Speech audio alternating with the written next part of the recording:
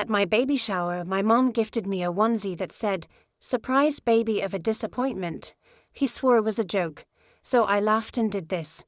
3 months later, there was loud banging at the door. Yeah, that was the moment I realized my child's first piece of clothing was also my family's final word on my existence. But let me back up. It was supposed to be a sweet, low-key baby shower. Homemade cupcakes, some Pinterest decorations my husband stayed up taping to the wall at 2 a.m., a few relatives, a few friends. You know, the normal stuff people do when they're excited for a baby. My husband, Adam, was the only person in the room who looked remotely happy for me. Everyone else, well, they came to perform. My mom wore pearls. My sister, Rita, wore a floor-length dress like she was walking the Met Gala carpet. And every time someone asked her how I was doing, she somehow answered by talking about her upcoming promotion. Classic Rita. Anyway, I'd almost made it through the afternoon without a single emotional landmine. Then came the gifts. A few baby blankets. Some pacifiers. A tiny giraffe with a tag still attached. Nice touch, Aunt Laura. Then my mom handed me a gift bag with a glittery "Grandma-to-be" sticker on the front. And I should have known. Inside was a onesie, white cotton, size 0 to 3 months, and printed in big black letters. "Surprise baby of a disappointment." There was a second where the room fell dead silent. Then I did what every emotionally well-adjusted eldest daughter does when her mother publicly mocks her life choices. I laughed. Loud. Big laugh. Like it was the funniest thing I'd ever seen.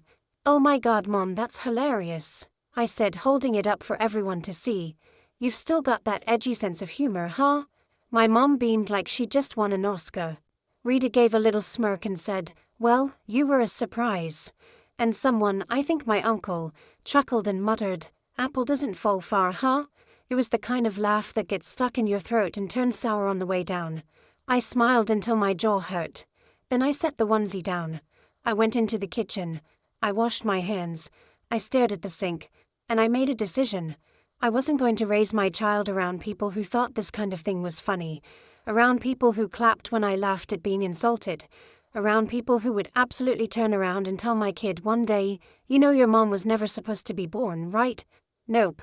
But I didn't say any of that. Not yet, because something else happened that night, something I didn't see coming, and that's when I realized just how deep the rot really went. The onesie was just the punchline. The real joke had been running for 30 years, and I was always the punchline. After the shower, I did what any unbothered, emotionally balanced pregnant woman does after being insulted in front of friends and family. I went home, sat on the floor of my closet, and cried until I gave myself a migraine. Adam tried to comfort me. He really did. But what do you say when your wife sobs? Do you think they're going to treat our baby like me? He didn't have an answer. And that was the problem. I already knew the answer.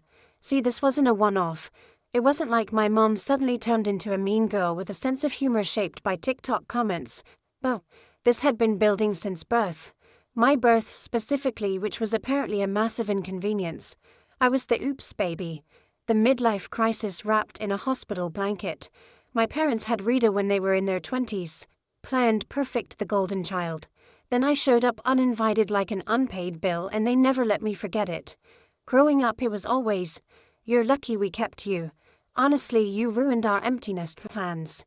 We didn't get to travel because of you." They'd say it with that casual cruelty like they were telling me what was for dinner. Rita, of course, never heard this. She was the one they chose. Which made me what? An accident. A consequence. A monthly oversight. I used to tell myself they loved me differently. That it wasn't worse, just less photogenic. But that lie got harder to hold up every time they forgot my birthday, or skipped my high school graduation because Rita's ballet recital was on the same day and she worked so hard, Christine. In our house, being the older sibling didn't mean you were wiser. It meant you were better. When I got my acceptance letter to a state university, my mom congratulated me by saying, "Rita got into Yale, but this is still good for you." I worked through college. Rita didn't. I wore clearance rack suits to job interviews. Rita's closet looked like a Banana Republic showroom. And when I got engaged to Adam, my dad actually asked, "Are you sure you don't want to wait for someone with a little more ambition?" Yeah, that was the family.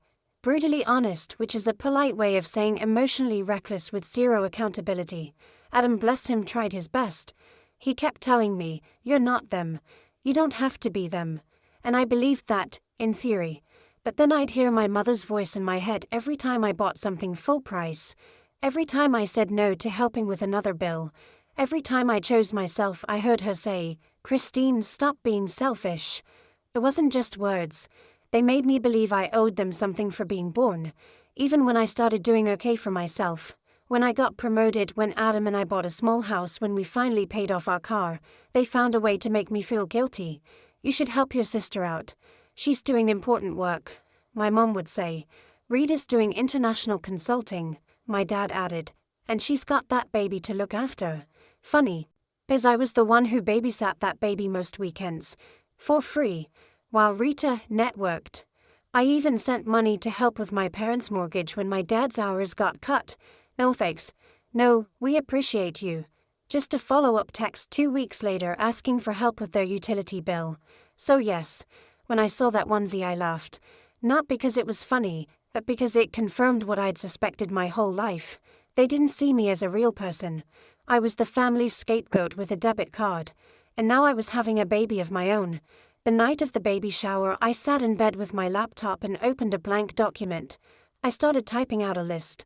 Not a to-do list. Not a birth plan. A line. A line I would not let them cross anymore. And no more jokes at my expense. And no more uninvited visits. No more financial help. Ever. And no access to the baby unless I explicitly say so. No backdoor manipulation via Rita. Adam looked over and said, "What's that?" I said, "Our new family policy." And for the first time in years I slept. But of course they didn't make it easy. The morning after the baby was born, I got a text from my mom. "Well, is she here or not?" No name, no congratulations. Just that. I didn't respond. A few hours later, Rita posted a throwback photo of us as kids on Instagram with the caption, "Can't wait to meet my new niece, wherever she is." Because passive aggression is a family art form. That first week, my parents texted, called, and even sent a card to the hospital addressed to Adam only. The front said, "Congratulations, Dad." Inside was a $20 Starbucks gift card and a sticky note that read, "Maybe this will help. Hope you can find better work soon." I wish I were joking. Adam looked at me and said, "This isn't about me. It's about controlling you." And he was right. That's when we decided, we were moving. Not far, just far enough that they couldn't pop by. Far enough that no one could accidentally drop in on the baby. Far enough that I could breathe. We didn't announce it. We didn't give them our new address. When my mom asked when she could come see the baby, I replied, "I'll let you know when I'm ready." She never asked again. Rita texted 2 days later, "Wow, really embracing the whole cut off your family vibe." I didn't respond, but I did add her to the block list. That week I made a private folder titled, "Evidence." Inside it I saved screenshots of the onesie, their texts, Rita's posts, just in case they ever tried to make me the villain. I wanted proof. I wanted receipts. Adam called it my emotional insurance policy. I called it self-defense. But even then, part of me hoped, stupidly, quietly, that they'd apologize. That they'd show up differently. That maybe the baby would soften them. They didn't. They escalated. And what happened 3 months later made one thing clear. They didn't just want to see the baby. They wanted control. I always assumed that cutting someone off would feel like slamming a door. Loud, dramatic, final. But in real life, it's quieter, more surgical, like slipping out of a burning building and locking the door behind you, not to hurt anyone inside, but because you know they'll only drag you back into the fire. I didn't send some big family group text. I didn't write a heartfelt letter. I just stopped. No more texts. No more updates. No more money. I quietly cancelled the recurring transfers I'd set up to help with my parents' mortgage. That was $600 a month gone. I stopped Venmo Rita for emergency childcare expenses, which somehow always coincided with her spa days. Gone. I pulled out of the shared family emergency fund I stupidly agreed to years ago, which basically meant Christine pays for everything fund. Also gone. I didn't explain. I didn't justify. Because the second you start explaining to people like that, they twist it into something they can argue with. The reaction, of course, was immediate. First came the passive-aggressive text. Boom. Noticed the mortgage didn't go through. Hope everything's okay. Translation. Where's our money, human ATM? Reader. Hey, your niece really needs her meds this month. Can you send your usual? Funny how her niece only existed when money was involved. I ignored them, so they escalated. My mom called and left a voicemail that started with, "I don't know what's going on with you, but this attitude is unacceptable," and ended with, "If you think you can punish us by using money, then maybe you're not mature enough to be a parent." Right, because maturity means funding your emotionally abusive parents while they mock your life choices and insult your baby before she's even born. Then came the guilt trip parade. Boom. We were counting on you. Your father has high blood pressure. Stress like this could kill him. Dad, I worked hard my whole life. Is this the thanks I get? Reader, wow. I knew motherhood would change you, but this is just cruel. Also, Rita, letting mom and dad meet the baby would cost you nothing. That was the moment I almost cracked. Guess she was right. It would have been easy to let them hold her. Snap a few photos. Pretend just for a second that we were one of those smiling families you see in Hallmark movies. But then I remembered the onesie. And I remembered my mom's smug smile. And I remembered the way I laughed so I wouldn't cry. And I thought, what happens when my daughter's old enough to understand the jokes? What happens when they start making her the punchline? Well, not again. So I replied once and only once. Me to Rita. Letting them near her would cost me more than you could ever understand. Walked. Then I changed my number. Quietly. Just for my immediate circle. No dramatic announcement. Just peace. For the first time in my life I started sleeping through the night. Not because the baby slept, she absolutely didn't. But because I wasn't bracing for emotional landmines every time my phone buzzed. But peace never lasts when people like my parents don't get their way. Started with the Facebook post. My mom shared a baby photo of me and wrote, "I held my daughter like this once. Now I'm not even allowed to hold my granddaughter." Cue the sympathy comments from distant relatives who hadn't spoken to me since 2007. Rita followed up with a vague story about how some people punish their families for sport, and how parenthood should make you softer, not colder. I said nothing. I just archived the post. Screenshots dated, saved. For the file I'd started in a folder titled "In Case They Escalate." Turns out I'd need it sooner than I thought, because a few weeks later I got a call from Adam's school. They'd received an anonymous tip saying he might be mentally unstable and possibly dangerous around children. Which was laughable since Adam teaches first grade and once cried during Finding Nemo. The school took it seriously, of course they had to. There was an internal review. Adam had to meet with the principal and HR. Luckily his co-workers backed him up completely and nothing came of it. But I knew who made that call. I couldn't prove it, but I didn't need to. That kind of vindictiveness has a signature, and my family had been signing it for years. So that night I printed everything. Text, social media posts, voicemails, old emails. Every shred of emotional manipulation they'd ever handed me like a party favor. And I called a lawyer. Not to sue. Just to ask, if they show up, what can I do? He told me about restraining orders.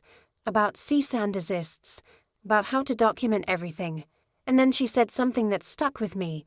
You don't have to wait until they hurt your daughter. You can protect her now. So I did. I contacted every mutual relative I trusted. Only a handful, honestly, and told them, "My daughter will not be in contact with my parents or Rita. Please respect our decision." Most said they understood. A few pushed back. One aunt said, "But family is everything." To which I replied, "Then it's a good thing I'm building a new one." We changed pediatricians, switched to a new daycare across town, removed our names from every registry my mom had access to, deleted old photos, started fresh. For the first time in my life I was choosing peace over approval, and the silence, it was bliss. Until 3 months later, when the silence was broken by loud, frantic banging on our front door. Adam jumped. The baby stood. Then we heard a voice outside. "Christine, we need to talk." I looked out the window and froze. Who's my mother? Disheveled, prying, and standing next to her? A man in a cheap suit holding a clipboard. Debt collector. They weren't just here to beg. They were desperate. And in that moment, standing in my quiet home with my daughter in my arms, I knew. They hadn't come to make peace. They'd come to take something, and I wasn't giving it up. There's a kind of silence that happens right before something breaks. I stood at the top of the stairs, baby in one arm, heart pounding as my mom kept banging on the door. The man next to her, clipboard, cheap suit, regret in his eyes, was clearly not part of the reunion she'd imagined. Debt collectors don't do hugs. Adam looked at me. Do you want me to? I shook my head. No, I've got this. I handed the baby to him and walked slowly to the front door. I didn't open it. I didn't need to. My mom saw my face through the glass panel. She started crying harder. Loud, performative sobs. Always a flair for drama. Christine, please. Just talk to me. We're in trouble. We need your help. You can't just shut us out like this. Behind her, the debt collector shifted uncomfortably. He was holding a stack of papers, trying not to look like he wanted to evaporate. I crossed my arms and said loud enough for both of them to hear, "This isn't a good time. And I think you know you shouldn't be here. But we're family," she sobbed. "Don't do this to us." And for the first time in my life I felt it. Not guilt. Not fear. Clarity. "I didn't do this to you," I said, voice calm. "You did." And then I closed the blinds. I could hear her scream from the other side of the door. But I didn't flinch. I didn't cry. I went back upstairs, kissed my baby's forehead and told Adam, "Let's call the lawyer." I didn't need to guess what happened next. I knew they'd escalate. There's people like my mom. They don't reflect. They retaliate. And right on cue that night Rita posted a video. Face fully made up. Voice trembling with carefully rehearsed emotion. My sister cut off our parents after they made one mistake. She's using her baby to punish them. They're financially ruined. They cry every day. If you know her, please reach out and tell her she's better than this. I laughed out loud when I saw it. Better than what, exactly? Better than setting boundaries. Better than walking away from abuse disguised as tradition. I didn't reply. I didn't share it. I didn't try to defend myself, as I didn't have to anymore. The next day, my lawyer sent a formal cease and desist letter, not just to my mom but to Rita too. Any future attempts to contact me, Adam, or our daughter would be documented and used as evidence. I wasn't bluffing. Neither were the consequences. They tried everything. Emails from burner accounts. Anonymous voicemails. One showed up as unknown caller and left a message that said, "Your child will resent you for keeping her away from her family." Nice try, Mom. But the part that really sealed it for me, the lies started falling apart. Turns out when you've been performing for years, eventually someone forgets their lines. A cousin reached out, one I hadn't spoken to in ages. He said, "Hey, I saw what Rita posted, but I also remember the way they used to treat you growing up. Just wanted you to know, I don't believe their version." One by one, other relatives messaged me privately. Some apologized for not noticing. Some admitted they'd always wondered why I seemed a little tense around my family. One aunt wrote, "I remember your mom saying you owed her for not getting an abortion. I never forgot that." It did though. I'd buried it deep. But there was proof. They'd been saying the quiet part out loud for years, so I did the unthinkable. I told the truth. I didn't make a public video. I didn't post some messy call-out thread. I just shared a simple message to a small group of extended family. I'm not cutting off my parents because of one joke. I'm cutting them off because of a lifetime of emotional manipulation, conditional love, and years of financial exploitation. The onesie was just the last straw. Attached were screenshots, photos, voicemails. No commentary, just facts. The silence that followed was delicious. A few people unfriended my parents. One relative forwarded me a message my mom had sent them, saying I'd lost my mind after giving birth and needed professional help. They were trying to discredit me now. It was their last card. And it failed, because people started seeing the pattern, the lies, the desperation. And I started seeing who my real family was. The friend who drove across town just to bring me coffee and sit on the porch. The neighbor who left a handwritten note that said, "You're doing the right thing." The former coworker who mailed me a blanket for the baby with a card that read, "Your child will grow up free." That's the greatest gift of all. It's been 4 months since the onesie. We moved 2 towns over. Smaller place. Bigger peace. We changed pediatricians again. New daycare. A new phone number. A new chapter. The baby sleeps a little better now. Adam laughs more. I smile without checking if someone's watching. Sometimes I get sad, not because I miss them, but because I mourn the version of myself who kept hoping they'd change, who believed that if I just gave enough money, time, forgiveness, I'd finally be seen.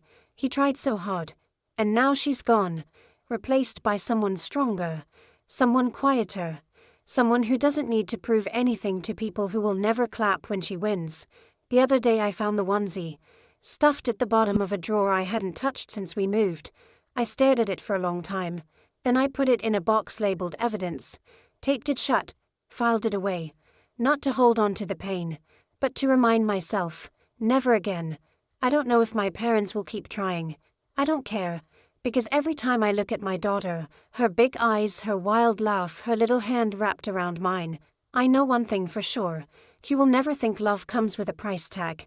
She will never learn to laugh through humiliation. She will never have to earn affection from people who resent her for existing. Me, I'm not a disappointment. I'm a mother, and I finally know what it means to protect something you truly love. That's the story, not the one I ever imagined telling, but the one I needed to live through to finally understand what love isn't. If you've ever had to make a decision like this, or even thought about it, I'd love to hear your thoughts. Did I do the right thing? Was I too harsh? Or not harsh enough? Let me know in the comments. And if this story meant something to you, or if you just want to hear more stories like it, hit that subscribe button.